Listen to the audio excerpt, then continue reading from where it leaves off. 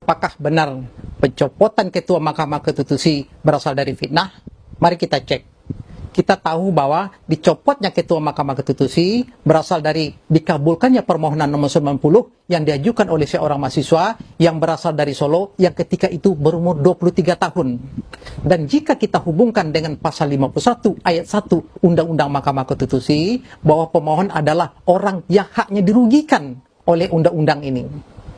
Dan jika kita hubungkan, jika pemohon baru berumur 23 tahun, sementara syarat dari Capres-Cawapres berumur 40 tahun, sehingga pemohon merasa dirugikan dengan batas umur 40 tahun tersebut. Dan harus diturunkan menjadi 23 tahun, sehingga sesuai dengan umur pemohon ketika itu.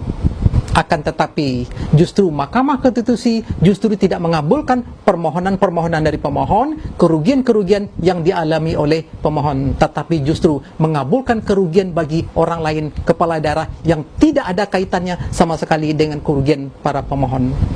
Tapi bolehkah pemohon berangan-angan suatu ketika bisa saja dia menjadi kepala daerah dan dia belum berumur 40 tahun sehingga gugatannya nyambung dengan gugatan hari ini?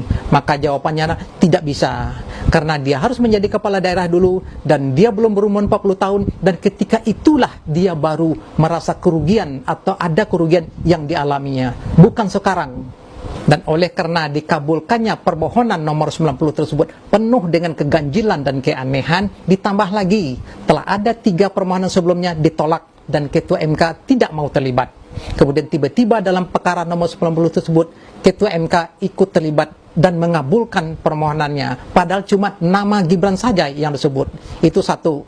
Yang kedua, ada lagi Ketua MK yang berbicara di luar forum tentang kasus atau perkara yang sedang disidangkan, itu melanggar kode etik dan banyak hal-hal lainnya, sehingga demikian itulah yang menyebabkan mengapa Ketua MK dicopot dari jabatannya. Jadi menurut saya bukan fitnah. Demikian.